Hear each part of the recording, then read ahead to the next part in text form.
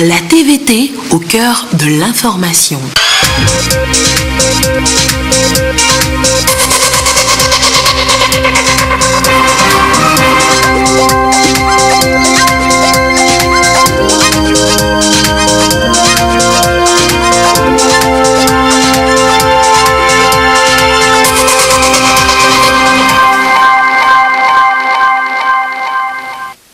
Il est 20h, bonsoir à tous. L'actualité ce soir, ouverture ce mercredi à Yokohama de la 7e conférence internationale de Tokyo. C'est sur le développement en Afrique. Le président Faure Gnassingbé prend part aux travaux, échange avec des personnalités présentes. Nous parlerons notamment de cet entretien en tête-à-tête avec le Premier ministre japonais Shinzo Abe en début de journal. Le bac 2 et puis après, que faire à l'université pour mieux réussir ses études? Le campus de Lomé a accueilli les nouveaux bacheliers ce mercredi sur l'inscription et l'orientation. Et puis, que ce soit aux foires ou aux rencontres entrepreneuriales, eh bien, les jeunes Togolais font de plus en plus parler d'eux, de leurs produits et ambiants. Nous irons ce soir à la découverte de quelques-uns et de leur génie créateur. Voilà, madame, monsieur, le sommaire. Bienvenue, voici le 20h. Ça y est, c'est parti. La 7e conférence internationale de Tokyo sur le développement en Afrique a commencé ce mercredi au Japon. Le président Faure Gnassingbé prend part aux travaux aux côtés de plusieurs autres chefs d'État, de gouvernement. On en parle dans un instant. Le temps juste d'évoquer cet entretien en tête-à-tête, nous l'annoncions en titre tout à l'heure, entre le chef de l'État Faure Gnassingbé et le Premier ministre japonais Shinzo Abe. Les deux hommes d'État ont exploré ensemble des pistes pour faire du Japon un partenaire privilégié du PND. Anita Tigakou. La coopération entre Lomé et Tokyo était à l'ordre du jour de ce tête-à-tête entre Faure Gnassingbé et Shinzo Abe. Ils ont passé en revue le partenariat agissant entre le Togo et l'Empire nippon dans plusieurs secteurs socio-économiques. Le Premier ministre japonais, hôte de la 7e TICAD, s'est félicité de la qualité des relations entre le Togo et le Japon et de leur convergence de vues sur les questions de coopération multilatérale. Il a notamment salué la gouvernance mise en œuvre par le président de la République qui favorise le développement au Togo. De son côté, le chef de l'État Faure Gnassingbé Gnassingbé a remercié le Premier ministre japonais pour la qualité de l'accueil. Il s'est félicité du soutien de Tokyo et de l'engagement des grandes entreprises à investir davantage au Togo, porte d'entrée naturelle de l'Afrique de l'Ouest.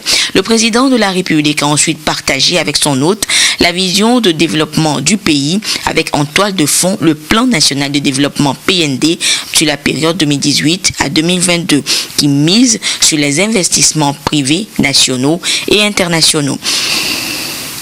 Les deux dirigeants ont ensuite abordé des sujets relatifs aux questions de paix et de sécurité dans la sous-région, ce qui a permis au Premier ministre Abe de féliciter le chef de l'État pour ses multiples actions et engagements en faveur justement de la paix et de la sécurité sur le continent.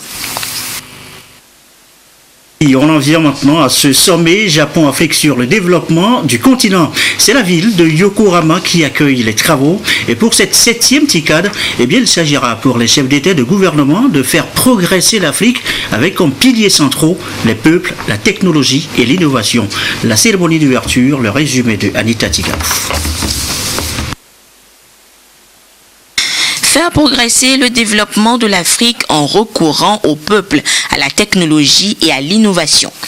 Les échanges des chefs d'État et de gouvernement d'Afrique et du Japon vont graviter autour de ce thème lors de cette 7e TICAD ouverte ce mercredi dans la ville de Yokohama. La TICAD, c'est l'acronyme en anglais de la Conférence internationale de Tokyo sur le développement de l'Afrique. Pour la rencontre de cette année, il est question de penser à comment accélérer l'équipement de l'Afrique en infrastructures adéquates à son développement global. Plusieurs chefs d'État d'Afrique, représentants d'organisations internationales et investisseurs de haut niveau prennent part aux travaux aux côtés du Premier ministre japonais Shinzo Abe et du chef d'État égyptien Abdel Fattah al-Sisi coprésident de la TICAD 7, pour faire le point de la coopération sur des questions prioritaires. Le président de la République, Faure Eswatini Gnagna participe à cet important sommet qui définit les orientations d'un modèle de coopération qui s'articule autour de priorités partagées, à savoir la transformation économique, la promotion d'une économie résiliente, la paix et la stabilité. Co-organisé par le Japon, le Programme des Nations Unies pour le développement PNUD, la Banque mondiale et la Commission de l'Union africaine, la TICAD a été lancée en 1993 et marque incontestablement la détermination du gouvernement nippon à être plus présent sur le continent noir. Au fil des années, la TICAD est devenue une plateforme internationale et repose sur le double principe d'appropriation par les Africains de leur développement et de partenariat international. Pour cette rencontre de 2019, il est question de permettre aux pays africains de prendre conscience de l'importance de l'innovation technologique dans le processus de développement. TICAD 7 reviendra également sur les grandes décisions prises lors de la session 6, notamment sur la déclaration de Nairobi adoptée en 2016. Depuis son instauration, le Japon a toujours accueilli cette rencontre de haut niveau, exception faite de celle de 2016 qui a été organisée sur le continent africain au Kenya et qui marque le début d'une organisation alternée entre le Japon et les pays du continent noir. Les travaux ouverts ce mercredi prendront fin vendredi prochain avec des décisions susceptibles de propulser le continent africain loin dans le processus de l'émergence en s'appuyant sur le soutien indéfectible de ses partenaires de choix que représentent le Japon et les organisations de développement. Et en marge des travaux, le président Faure Gnagna reçoit, rencontre, échange avec des personnalités présentes à Yokohama. On fait le point des audiences du chef de l'État ce jour, marqué par ailleurs par la signature d'un accord de partenariat. C'est avec Anita Tigakou. Le Togo a signé un protocole d'accord avec Toyota pour pouvoir bénéficier de leur aide, en tout cas établir un partenariat dans deux domaines. Le premier domaine, c'est dans le TSC, dans l'économie numérique, notamment pour réfléchir ensemble à la dématérialisation des administrations des services de l'État. Il s'agit par exemple d'archivage numérique. Donc ça, c'est le premier domaine de partenariat éventuel. Et le second domaine, c'est dans le domaine énergétique, notamment pour l'énergie solaire.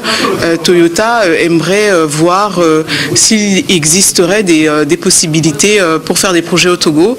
Et donc nous leur avons indiqué que nous étions tout à fait disposés à partager avec eux des informations qui pourraient se révéler pertinentes pour faire des projets dans ce domaine au Togo. Yes, firstly, my name is Osamu. I represent a company. Oui, aussi. Moi, j'étais présent aussi. Donc, en fait, le sujet de la conversation portait sur deux éléments d'information. Le premier sur le négoce de transformation de la noix de cajou, parce que le groupe ETG que nous représentons est le principal commerçant de noix de cajou au Togo, où il opère depuis maintenant bientôt 10 ans. Le ministre nous demandait justement si on pouvait confirmer notre souhait d'aider à la transformation et à l'industrialisation du Togo en investissant dans la mise en œuvre d'une usine de transformation de la noix de cajou pour ajouter de la valeur au processus. Nous avons manifesté notre intérêt de réfléchir à cette question. Le président souhaitait également comprendre quelles étaient les autres activités dans le domaine agricole que ETG développait actuellement au Togo. Et nous sommes également présents dans la vente et l'achat de produits au niveau des petits producteurs partout dans le Togo, jusque dans le nord, dans la région de Kara, aussi bien pour la noix de cajou que pour le riz, le cacao, le café et les légumineux de façon générale. Interest is really to expand this business and help the agriculture of Togo. J'étais invité au forum au Togo, forum avec l'Union européenne, et on avait déjà eu l'opportunité de discuter sur différentes hypothèses de coopération, surtout dans le terrain du développement agricole et la transformation agricole au Togo, et la mise en œuvre du plan national du développement qui définit des lignes de direction très importantes et très utiles. Donc on a vu comment est-ce qu'on a pu avancer, et déjà il y a des avancements dans cette direction. Donc nous sommes à Yokohama au Japon pour la 7e TICAD, conférence internationale sur l'Afrique qui se tient régulièrement ici au Japon et récemment à Nairobi. Et donc j'ai rendu une visite de courtoisie à son Excellence, Monsieur le Président, pour échanger sur cette conférence, les attentes de l'Afrique, les conseils qu'il va nous donner sur la démarche de cette conférence lui-même, mais en particulier à ma qualité de nouveau président du Fonds mondial pour le sida, le paludisme et la tuberculose. Je tenais à parler avec le chef de l'État sur le projet les constitutions du fonds qui sera à Lyon le 10 octobre, où nous sommes à l'objectif de 14 milliards d'euros. Nous sommes très confiants parce que pratiquement tous les pays ont annoncé des augmentations importantes allant de 16 à 20%. Nous attendons 2 ou 3 pays à Lyon. Je sais que le chef de l'État a été invité par le président Macron pour venir à Paris le 10. Donc je tenais à saluer ce que le Togo a fait à ce jour. D'abord la contribution même au fonds. C'est parmi les très peu de pays qui ont contribué au Fonds mondial. Et pour les acquis aussi du programme contre le sida, la tuberculose et le paludisme dans le pays. Je tenais à lui remercier pour cela et parler donc la démarche à suivre d'ici jusqu'à Lyon. Expliquer la mission de notre organisation et le but de renforcer le lien avec le pays du Togo et que nous étions prêts à promouvoir l'implantation des entreprises japonaises. Le président a répondu que le Togo est prêt à accueillir les entreprises japonaises.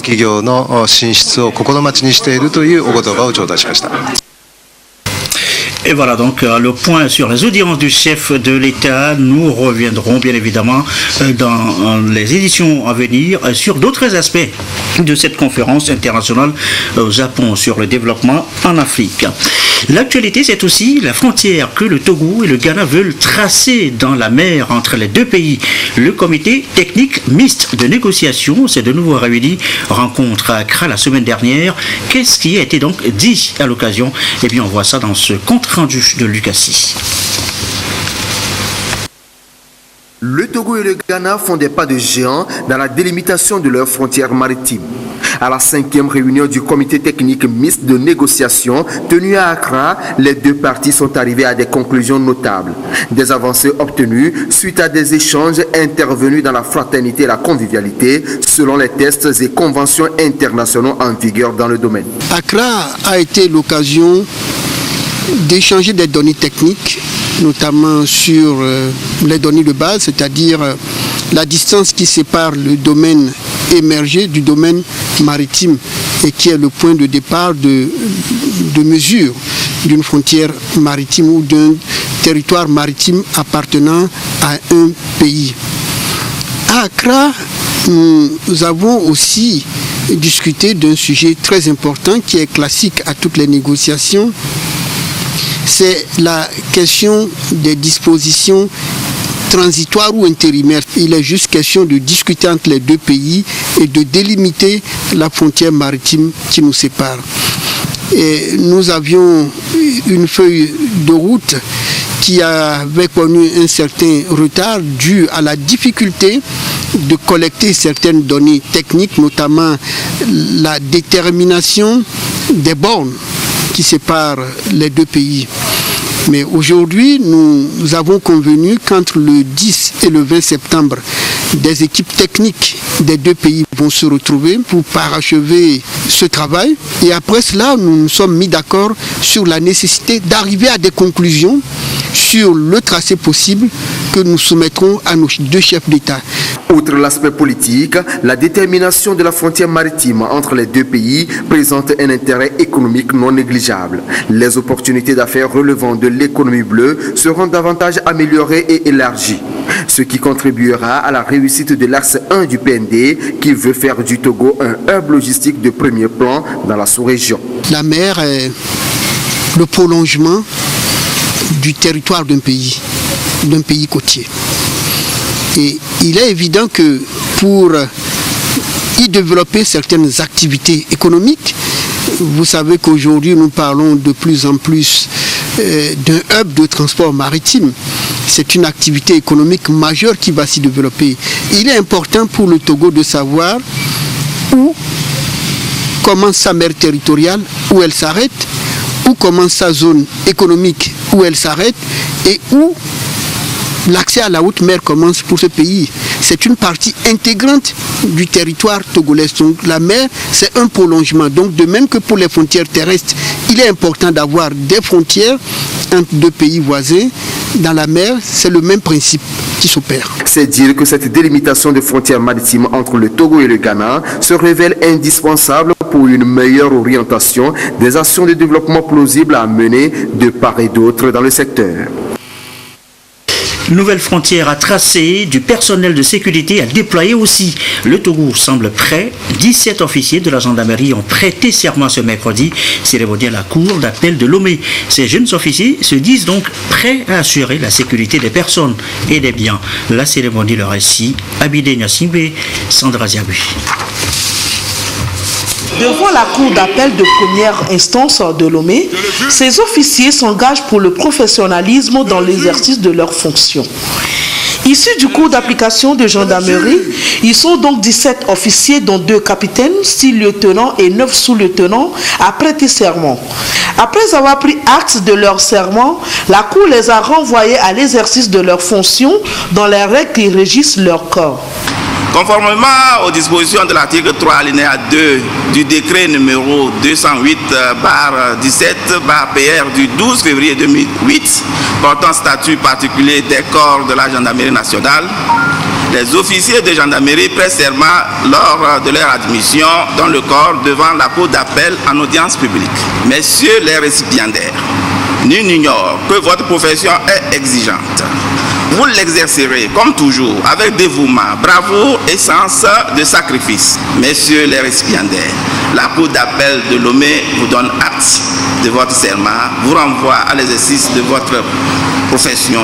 Ils sont désormais aptes et autorisés à exercer avec probité et professionnalisme la mission qui leur est dévolue en tant qu'officiers de la gendarmerie. Ceci dans l'optique de défendre l'intérêt national. Vous venez d'avoir le bac 2. Comment choisir une filière à l'université pour ne pas avoir de difficultés dans vos études? Eh bien, ce matin, sur le campus de Lomé, des éclairages ont été apportés aux nouveaux bacheliers. Qu'est-ce qui a été précisément dit à cette rencontre? Eh bien, voici les précisions de Clarisse Atticlé. Ils sont venus en masse, ces nouveaux étudiants, pour suivre la séance d'information et d'orientation organisée à leur endroit. Devenue presque une tradition, la direction des affaires académiques et de la scolarité DAS offre ce cadre d'échange qui permet à ceux qui viennent d'avoir le baccalauréat et qui envisagent de s'inscrire à l'université de Lomé de s'imprégner des conditions d'accès.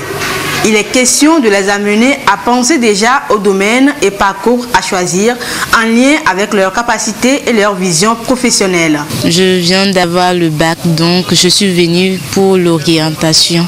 Comment choisir les facultés et comment faire les inscriptions. Ces informations m'ont été utiles. Je suis venu ici pour participer à l'orientation. Je voulais m'inscrire en mathématiques pour avoir ma licence. Et après, je vais me lancer au master. Pour la direction des affaires académiques et de la scolarité DAS, il est nécessaire pour ces nouveaux bacheliers qui s'apprêtent à faire leur premier pas dans le monde universitaire de s'approprier les nouveaux vocabulaires, notamment le système LMD, décliné en licence, master, doctorat, différent du système classique. Leur accès à l'université est conditionné par l'inscription qui peut se faire en ligne et dont la procédure est importante à connaître. L'inscription, c'est en 2 phases. Il y a une première phase qui est entièrement en ligne.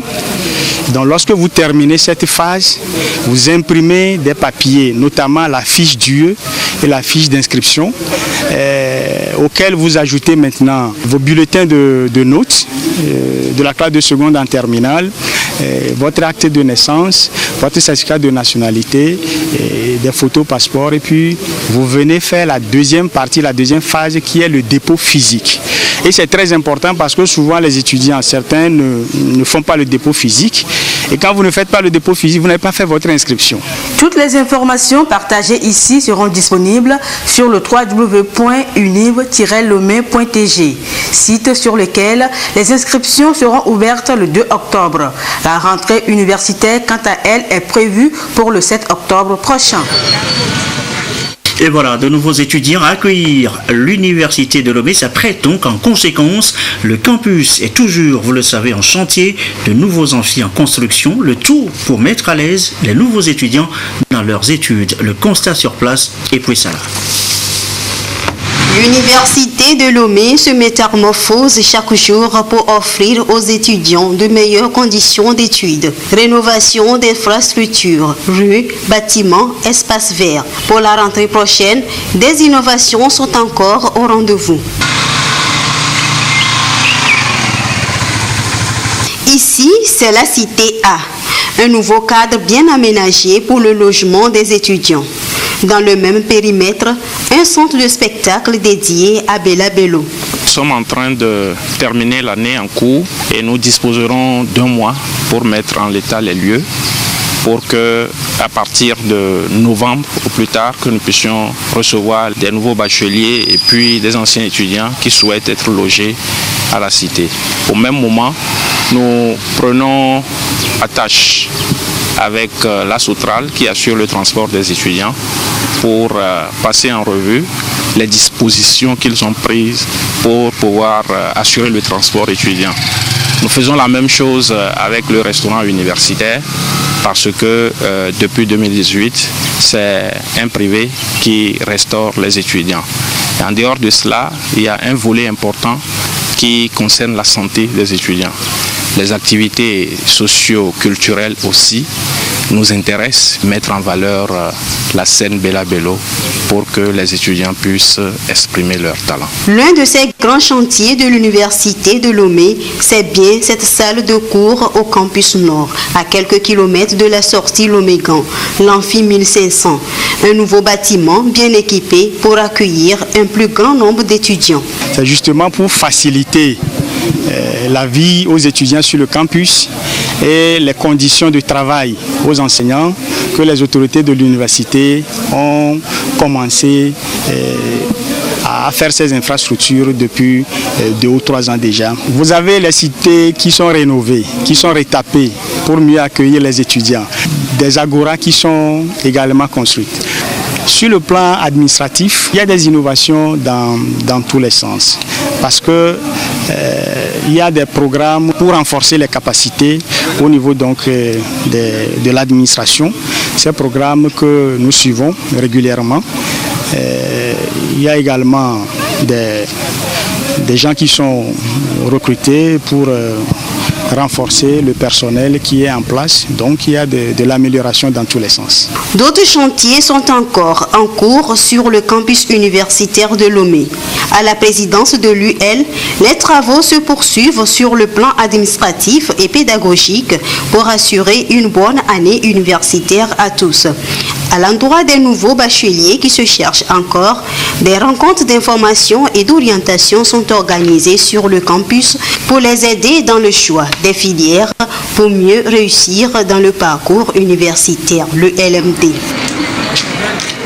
Voilà donc l'Université de Lomé qui se rénove de jour en jour. Un reportage de Ekwe Salah présenté par Medina Salami. Akara, c'est le consul des États-Unis au Togo qui a échangé avec les étudiants sur place. Objet des discussions, les programmes d'aide pour les études au pays de l'oncle Sam. Les précisions de Nestor Moussou. Le consul des États-Unis au Togo face à un échantillon d'étudiants de l'université de Kara. Serge Briam est venu répondre à certaines préoccupations des étudiants sur plusieurs aspects de la coopération entre le pays de l'oncle Sam et les universités du Togo.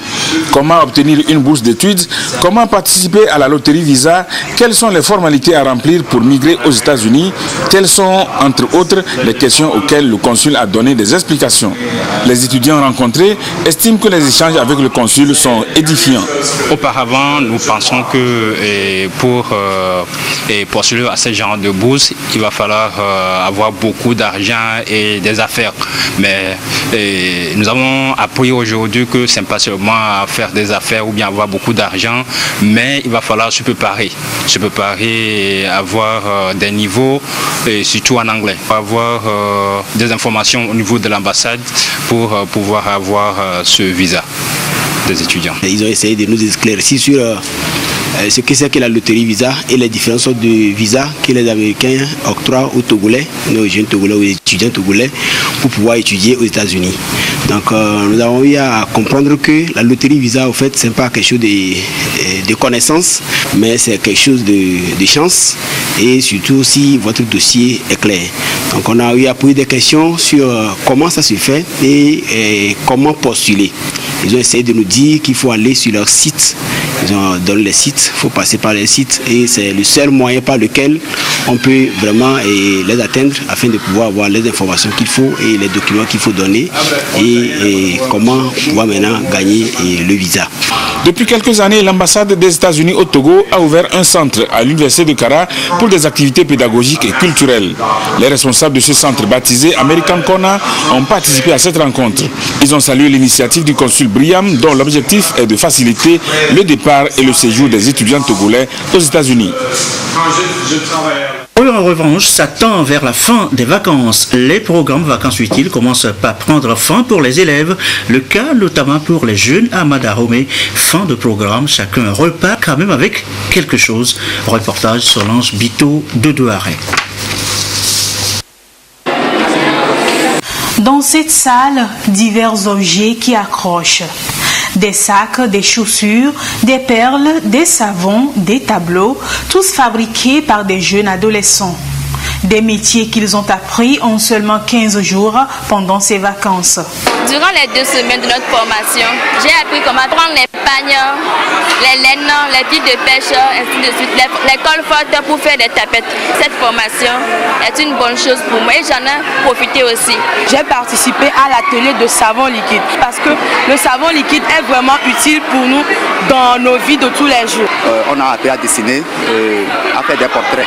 Il y a aussi les tableaux d'art que nous avons fait, des tableaux d'ornement et autres. Ces acquis vraiment sont intégrés dans nos connaissances. Nous avons appris à faire des nattes et je peux en fabriquer pour mes camarades, ma maman pour aller au marché, et désormais je peux subvenir à mes propres besoins à base de ces sacs. D'autres se sont exercés dans l'art culinaire. Le résultat est tout simplement extraordinaire. On a appris à faire les gâteaux d'anniversaire, les gâteaux de mariage, les cakes, les brioches, puis tout ce qui va avec. Ils sont plus de 1400 jeunes à participer au programme Vacances utiles à travers des centres aérés d'Amadaromé, de Toglekope, de Kara et de Mango. Il s'agit pour le ministère en charge de la jeunesse de créer un esprit d'entrepreneuriat chez les jeunes adolescents à travers cet espace d'éducation, d'apprentissage et de distraction. Je suis très émerveillée par tous ces produits que nos jeunes enfants nous ont présentés. Et je dis aussi souvent que c'est vrai, ce qu'on apprend à l'école, c'est très bon. On est bon, on est meilleur, c'est très bien, mais ça ne suffit pas pour réussir dans la vie. Et donc, il faut trouver l'occasion pour permettre aux jeunes d'apprendre d'autres valeurs qui sont nécessaires dans la vie. La tolérance, l'humilité, l'acceptation de l'autre. Ce sont des valeurs morales qui complètent les compétences techniques. Je suis très heureuse de constater que les enfants aiment, les parents les laissent participer à ces centres aérés. Je crois que c'est des activités qu'il faut renforcer, amplifier et permettre à un grand nombre de jeunes Togolais de bénéficier de cela. Donc je voudrais vraiment féliciter tous ces jeunes qui ont compris et qui ont accepté de saisir l'occasion pour apprendre quelque chose de nouveau, pour devenir encore meilleurs, pour devenir des citoyens accomplis, des citoyens complets, des citoyens engagés pour servir leur pays. Des communications sur le civisme, la prévention des IST-VIH-Sida, des grossesses précoces, les méfaits de la drogue ont également fait objet d'échanges entre les jeunes et leurs encadreurs. Les autorités ont apprécié le dynamisme et l'engouement des jeunes et appellent à une forte participation dans les années à venir. Tous ont profité des derniers instants de divertissement des centres aérés et en sont repartis avec des kits scolaires pour bien démarrer la rentrée. Et foire, forum, rencontre entrepreneuriale, et bien à ces gens de rendez-vous, et bien les jeunes entrepreneurs togolais aujourd'hui s'illustrent davantage avec leurs produits, leurs créations. Allons justement à la découverte de quelques-uns avec leurs génies créateurs. C'est un reportage de Edwige Atakpa Bassabi avec Yasmine Kotia. Des sacs en main, des chaussures, des ceintures pour hommes. Autant de produits qui traduisent ici le génie créateur des jeunes entrepreneurs togolais. Ces produits de pure qualité sont fabriqués à base d'une matière première qui vient de l'Afrique. Preuve que l'esprit entrepreneurial de création et d'innovation demeure chez les start-up togolais qui vont valoir leur génie créateur. Nous avons ici certains de nos gadgets et tout. Vous voyez là par exemple, c'est des sandales, c'est des sacs qui ont été faits par des jeunes que nous appuyons, des jeunes entrepreneurs que nous appuyons. Quelqu'un voit, il est intéressé, on remet le contact de ce jeune-là, il peut commander en fait ces articles-là auprès de lui. Nous avons des autres articles, des dépliants, des livres que nous avons fait par exemple. Moi je travaille sur les liqueurs, spécialement sur l'alcool de manioc et de maïs. J'ai des variétés de liqueurs sur la table. Ici j'ai la liqueur de souchet mélangée de curcuma, petit cola, clou de girofle et de souchet, communément appelé effio. C'est un antioxydant, un antibiotique, c'est un aphrodisiaque, un stimulant. J'ai aussi la boosteuse, ça c'est pour les femmes. C'est fait à base des racines. Les racines traitées, qui traitent les femmes, qui embellissent, qui rajeunissent. Beaucoup d'efforts ont été consentis au niveau gouvernemental pour accompagner et valoriser ces initiatives des jeunes.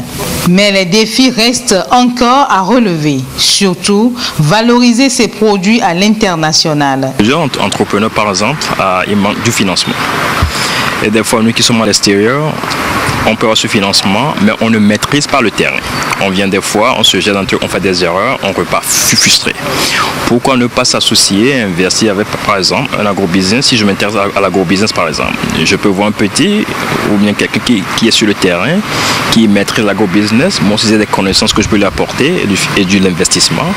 Et ensemble, on construit quelque chose. L'entrepreneuriat, c'est très important. Quand même qu'on a des difficultés, il faut toujours pousser, il faut toujours évoluer. L'entrepreneuriat et l'innovation constituent en tout cas des solutions pour éliminer la pauvreté et créer de l'emploi chez les jeunes. Pour une Afrique émergente, forte et développée, l'entrepreneuriat reste pour bon nombre d'observateurs la voie favorable. Ainsi donc, les pouvoirs publics doivent accompagner davantage ces jeunes pour permettre au Togo, sinon à l'Afrique, d'atteindre son émergence. Avant de refermer cette édition, ce nouveau produit de Move Togo et de NCA Assurance sur le marché Zemassure, c'est son nom. Qu'est-ce que c'est exactement? Eh bien, on voit ça avec Gisèle Kozona et Lucassi. Zemassure, un tout nouveau bébé de Move Togo et de NCA Assurance, désormais disponible sur le marché. La société de la téléphonie mobile veut à travers ce nouveau produit, en cas de sinistre, offrir ses services en matière d'assurance aux usagers de la route. Ces conducteurs de taxi-moto, ici présents, expriment déjà un satisfait après la souscription. Ce nouveau produit mis à notre disposition vient à point nommé nous secourir en cas d'accident. Même sans moyens, on fait appel à l'ambulance et les soins sont pris en charge.